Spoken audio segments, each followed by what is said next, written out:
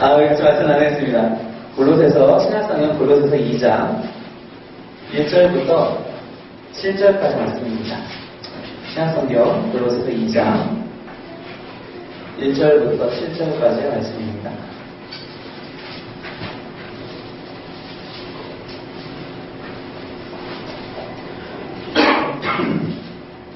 신약성경 골로새서 2장 1절부터 7절까지의 말씀입니다. 하였으면은 저와 여러분이 한 절씩 교독하도록 하겠습니다.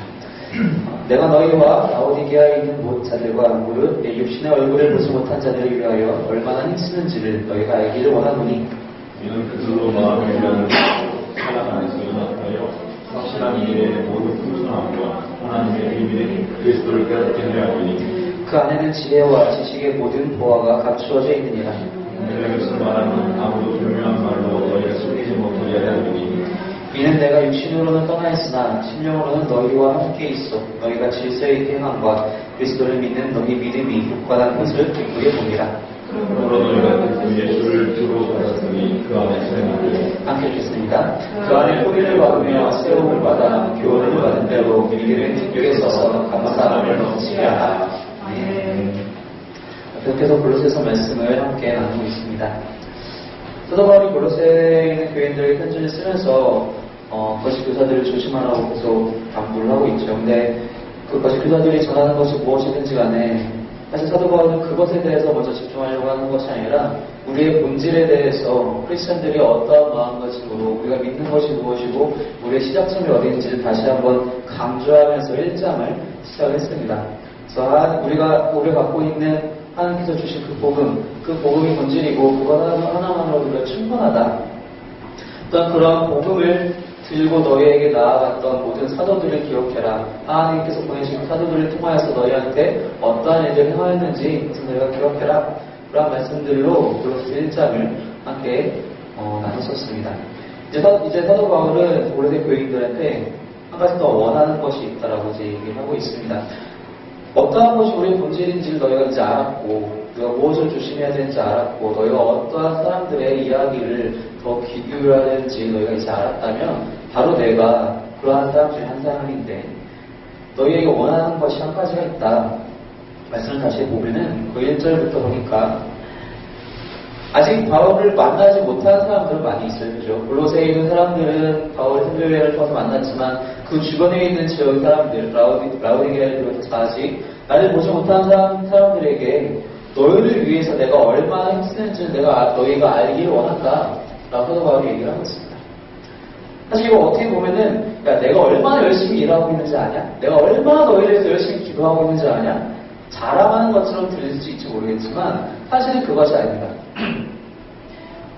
사도 바울은 자신이 얼마나 열심히 사역하고 있는지 너희들을 위해서 기도하고 있는지를 그것을 이들에게 자랑하려고 하는 것이 아니라 그 바로 뒤에 이어져 있는 부분을 보니까 얼마나 힘쓰는지를 너희가 알기를 원하노니 이는 너희들로 그들로 마음의 위안을 받고 사랑에서 연합하여 확실한 이해의 모든 풍성함과 하나님의 비밀인 그리스도를 깨닫게 하려 합니다.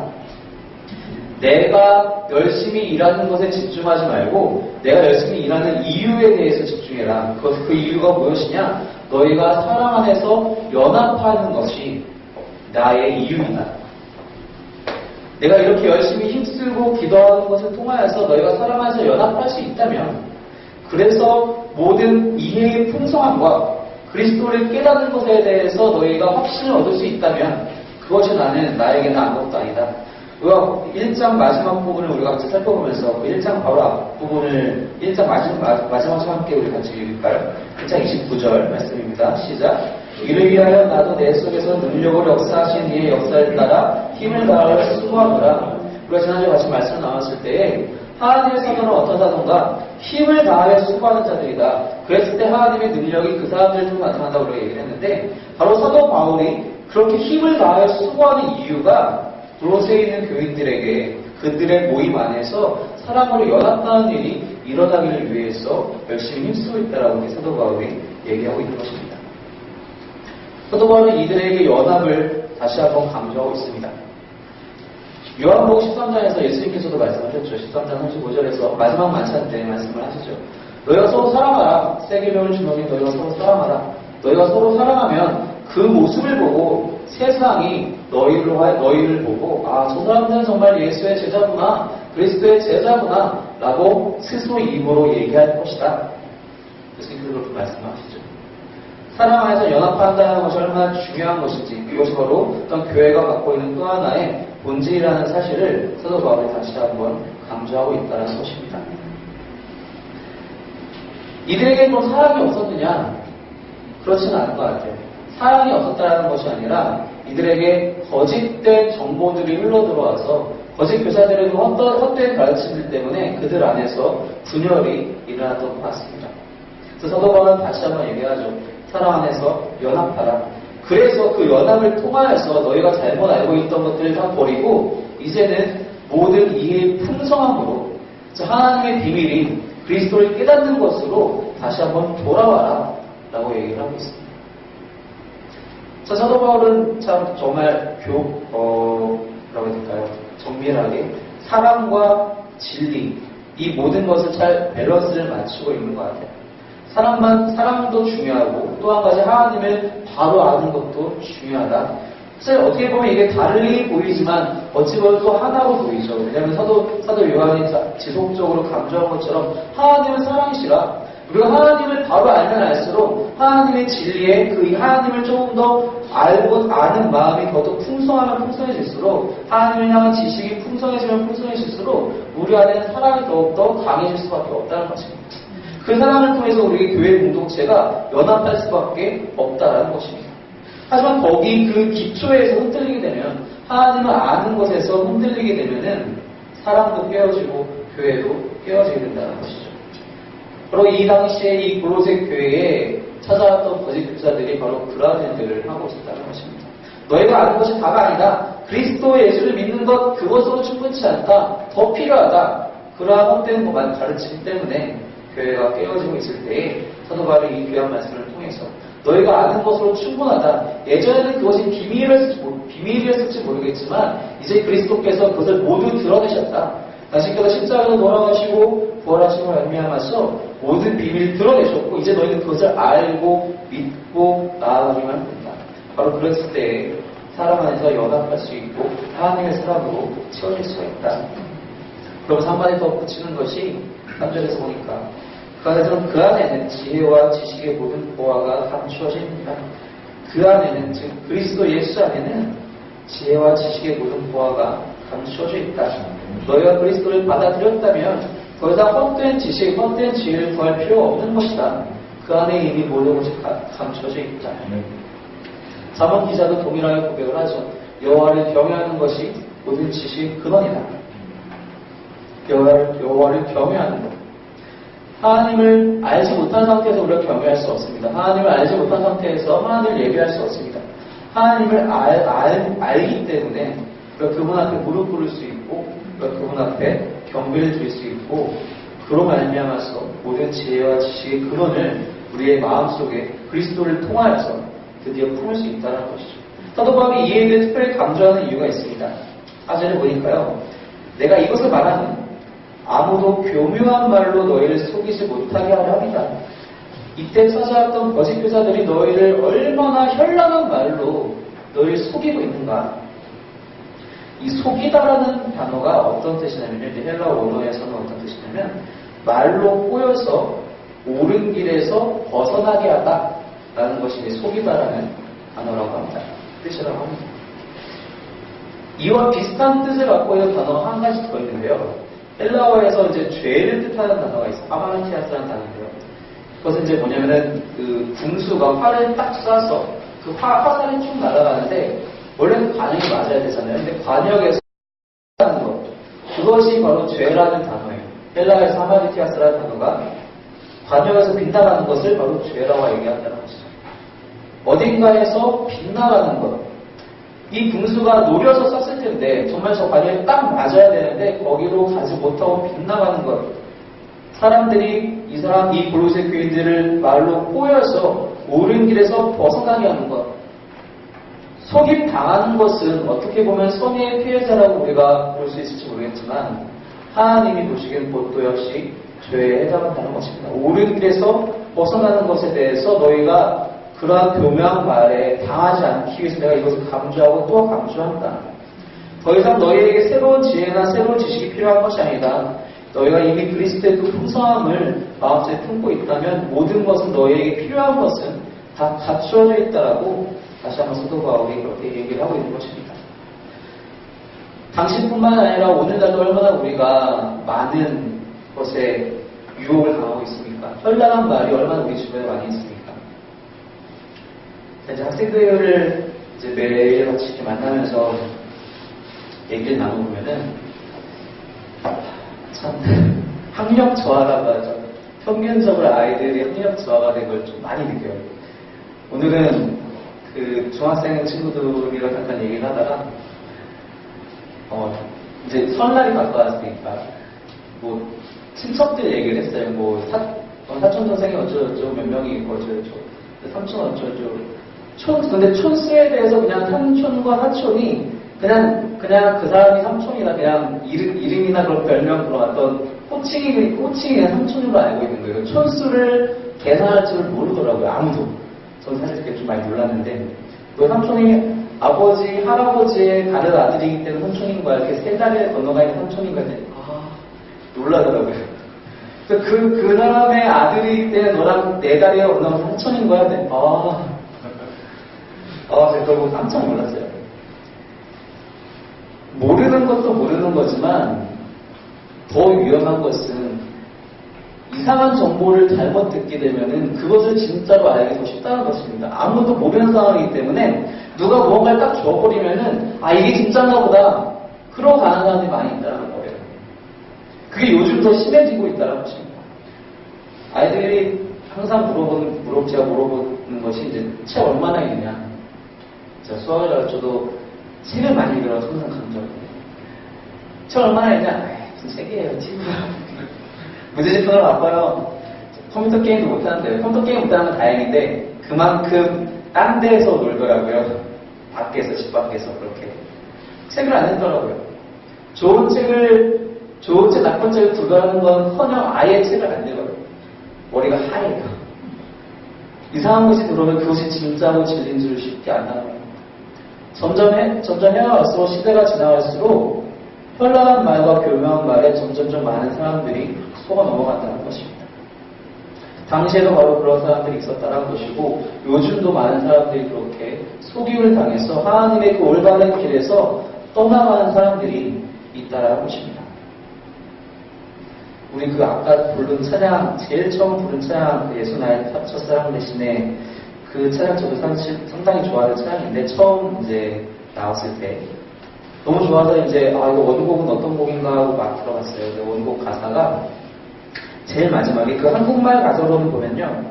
주의 길을 따라가리라가 이제 한국말 가사거든요. 번역된 건데 원곡 가사에는 그 영어 가사가 뭐라고 되어 있냐면은 You will find me longing after you. 당신께서 내가 당신 뒤를 계속 쫓아가고 있는 것을 발견하게 될 것입니다. 그러니까 직역하면 그렇죠. 하나님 당신이 뒤만 돌아보시면 제가 바로 뒤에 있을 거예요. 라고 이제 얘기를 하는 거예요. 얼마나 멋진 말입니까? 내가 하나님 당신만 보고 가겠습니다. 절대 그 길에서 벗어나지 않고 당신의 뒤만 보면서 그냥 항상 쫓아갈게요. 라고 하는 놀라운 결단. 너무 멋지지 않습니까? 바로 이 사도 바울도 자신이 그랬던 것처럼 이 골로새 교인들의 모든 사람들도 속임당하지 않고 그 길에서 벗어나지 않고 오직 하나님만을 모든 지혜와 지식의 근본이 되시는 하나님만을 그렇게 쫓아가기를 간절히 바라고 있다라고 내가 그것을 위해서 열심히 힘쓰고 힘을 다하여 노력하고 있다라고 사도 바울이 이렇게 얘기를 하고 있는 것입니다. 바로 이것이 우리한테도 여전히 중요하다는 것이죠. 그러면서 이제 얘기하는 것이 5절에 이는 내가 육신으로는 떠나있으나 심령으로는 너희와 함께 있어 너희가 질서의 개방과 그리스도를 믿는 너희의 믿음이 굳건한 것을 기쁘게 봅니다. 이렇게 됨으로써 너희의 믿음이 굳건해지는 것이 나에게 너무 기쁨이 된다. 또 하나님께 너무 그것이 기쁨이 든다라고 다시 한번 고백을 하고 감사의 말씀을 전하고 있습니다. 진리를 마음에 품는 것, 그리스도 예수가 바로 그 진리의 근원이시기 때문에, 그 지혜의 근원이시기 때문에 그분을 마음에 품는 것, 그리하여서 사람으로 연합하여 교회가 하나로 연합이 되는 것, 속임당하지 않는 것이 사도 바울이 원하는 것, 또한 하나님께서 우리 가운데 정말 간절히 원하고 있다는 것입니다. 그러면서 얘기하기를, 그럼 이를 위해서 너희가 어떻게 해야겠느냐? 6절에 보니까, 그러므로 너희가 그리스도 예수를 주로 받았으니 그 안에서 행하라. 너희가 그리스도 예수를 주님으로 받았다면 그 안에서 이제 행하라, 살아가라 라고 얘기를 하고 있습니다. 그리스도 예수를 받았다는 것이 무슨 뜻입니까? 성경 한 번 더 찾아볼게요. 고린도전서 15장 말씀입니다. 고린도전서 15장 1절부터 3절 말씀입니다. 고린도전서 15장 1절부터 3절 말씀입니다. 우리 찾았으면 같이 한 목소리로 읽겠습니다. 시작. 형제들아, 내가 너희에게 전한 복음을 너희에게 알게 하오니 이는 너희가 받은 것이요 또 그 가운데 선 것이라. 너희가 만일 내가 전한 그 말을 굳게 지키고 헛되이 믿지 아니하였으면 그로 말미암아 구원을 받으리라. 내가 받은 것을 먼저 너희에게 전하였노니 이는 성경대로 그리스도께서 우리 죄를 위하여 죽으시고, 내가 받은 것을 너희에게 전하노니 그것이 무엇이냐? 성경대로 그리스도께서 우리 죄를 위하여 죽은 것이고, 그 뒤에 쭉쭉 나오게 되는 부활하시고 올라가신 것이다. 내가 이것을 받았다. 또한 너희에게 그대로 받은 그대로 너희에게 넘겨준다. 우리가 그리스도 예수를 받는다는 것은 이 사실을 받는 것입니다. 예수님께서 나를 위하여 돌아가셨다는 사실, 그 복음을 받는 것이 그리스도 예수를 받는 것입니다. 근데 어떻게 받았느냐 얘기하기를 주로 받았다라고 얘기를 하고 있습니다. 그리스도 예수를 나의 주님으로 받았다라는 것입니다. 살짝 미묘한 차이를 얘기를 하는데, 사도 바울은 그리스도 예수가 우리의 구원자, 우리의 구세주로 받은 것뿐만이 아니라 그보다 더 중요하게는 그리스도 예수를 주로 받았다라고 특별히 강조하고 있는 이유는, 예수님께서 우리의 구원자가 되셨을 때, 예수님께서 우리를 구원하시기 위하여서 죄된 세력들과 혈투를 벌이고 우리를 건지신 것이 아니라는 것입니다. 예수님께서 그렇게 막상막하로 죄악과 싸우셔서 우리를 구원하신 것이 아니라 모든 권위를 갖고 계신 분이시기 때문에 너무나도 당연하게 우리를 구원하셨다는 것을 너희가 받으라는 것입니다. 예수님이 주님이라는 것입니다. 우리의 주님이실 뿐만 아니라 모든 권세, 모든 세계와 모든 우주에 하나님께서 창조하신 그 모든 것의 주님이시라는 사실 그대로를 받으라는 것입니다. 우리가 많은 영화들을 보면요, 선과 악의 싸움들, 좀 판타지 영화 같은 SF 영화 같은 것들 많이 보면은 선과 악의 싸움들, 둘이 막 대립해서 정말 치열하게 싸우다가 겨우겨우 어떻게 해서 선이 이기는 그런 영화들이 참 많아요. 우리가 그걸 보고 너무 오해할 때가 있어요. 우리가 저게 처절하게 싸워야 되는 거구나. 어느 한편으로는 맞을 수도 있어요. 나 개인에게 찾아오는 수많은 유혹들에 내가 철저히 거부하면서 힘든 경우, 대부분의 경우는 힘들죠. 그런 부분에서 처절하다라는 단어를 사용할 수 있지만, 하나님께서 분명히 성경에서 말씀하시는 것은 모든 시험에 대해 너에게 넉넉히 이길 힘을 주셨다고 얘기하고 계시고, 예수님 스스로도 그렇게 이기셨다는 것을 우리가 기억해야 한다는 것입니다. 왜 그런 것이냐? 예수님이 모든 권위 위에 뛰어나신 분이시기 때문에 바로 그러한 분을 우리의 주님으로 우리가 받았다라고 우리가 믿어야 한다는 것입니다. 그렇다면 우리가 그렇게 받았다고 인정할 때 어떻게 살아가야 되느냐? 그 권세 앞에, 그 권위 앞에 무릎 꿇고 겸손함으로 사는 것이 바로 예수를 주로 받고 그 안에 살아가는 것이라는 것입니다. 내가 정말 그렇게 살고 있는가? 내가 날마다 주님을 나의 모든 권위에 뛰어나신 분으로 모시면서 무릎 꿇고 살고 있는가? 우리가 돌아봐야 한다는 것입니다. 사도 바울은 바로 그 골로새 교인들에게 바로 그것을 요청을 하고 있고, 동일하게 이 성경을 읽는 많은 지금을 살고 있는 우리들에게도 동일하게 요청하고 있는 것입니다. 만약에 그렇지 않았다면, 우리가 예수님을 그러한 존재로 인식하지 않고 그냥 싸워서 이겨서 우리를 빼내올 존재로 생각했다면 그런가 보다. 수고했어요. 그냥 가버릴 수 있는 인간이지 않습니까? 사람들은 누구나. 누가 나와 열심히 동행해서 어떤 좋은 선물 나에게 주고 난 이후에는 좋은 거 받았네? 감사합니다 하고 뒤 돌아가는 것이 바로 사랑인 것입니다. 하지만 여기서 원하는 것은 그렇게 가는 것이 아니라 그분이 모든 것에 뛰어나시기 때문에 무릎 꿇을 수밖에 없다는 것. 나 역시 그분에게 그렇게 속해 있다는 것을 사도 바울은 다시 한번 우리와 기억하기를 원한다는 것이죠. 바로 그랬을 때 우리가 그리스도를 참을 수 있다는 것입니다. 또 한 가지 얘기하고 있는 것이 7절에서 보니까 그 안에 뿌리를 박으며 수용을 받아 교훈을 받은 대로 믿음에 굳게 서서 감사를 넘치게 하라. 즉 교훈을 받은 대로 또한 믿음에 굳게 서라고 또 한 가지를 당부하고 있습니다. 믿음에 굳게 서라. 제가 다시 열심히 믿겠습니다. 당신께서 나와 함께 하신 데는 정말 믿습니다. 그 믿음 너무나 중요합니다. 간혹 이 믿음이 감정으로 치우칠 때가 있습니다. 나의 내가 뜨거울 때만, 나의 기분이 좋을 때만, 나에게 좋은 일이 생길 때만 하나님 감사합니다. 내가 이 믿음 끝까지 붙일게요. 감정에 좌지우지할 때가 너무나 많습니다. 사도 바울은 그런데 그 감정에 좌지우지하지 말고 교훈을 받은 대로 믿음에 굳게 서라고 얘기하고 있습니다. 어떤 교훈이냐? 바로 방금 전에 사도 바울이 얘기하고 있어 그리스도를 어떻게 받았는지에 대해서, 그 교훈을 어떻게 받았는지에 대해서, 물론 말씀을 어떻게 받았는지에 대해서 그 받은 대로 서라고 얘기를 하고 있습니다. 한 가지밖에 없습니다. 말씀을 열심히 읽고 하나님의 말씀 앞에 순종하는 방법, 그 외에는 우리가 없다는 것입니다. 제가 이제 진주로 군입대를 했을 때 그 내무실 건물 벽에 크게 써있는 게 가르친 대로 배우고 배운 대로 행하자. 참 많은 걸 가르쳤죠. 네. 이리저리 부르고 많이 가르쳤죠. 그걸 이제 항상 아침에 점심시간에 바깥에 이제 뛰어나가야 되니까 뛰어나가고 딱 서있으면은 점호하고 뒤로 돌아서 그걸 딱 보고 한번 그거 탁 외치고 이제 다시 아침밥 먹으러 가는데 가르친 대로 배우고 배운 대로 해가지고 10년이 넘게 지나지 않았을 그런 거 아니에요. 바로 그렇게 우리는 말씀 앞에서 행해야 한다는 것입니다. 내가 말씀을 배운 대로, 말씀에 있는 대로 내가 그렇게 배웠다면 그렇게 행해야 된다는 것입니다. 바로 그것이 믿음에 굳게 서는 것이지 내 상황에 맞게 나의 믿음을 조율하는 것이 믿음이 아니라는 것입니다.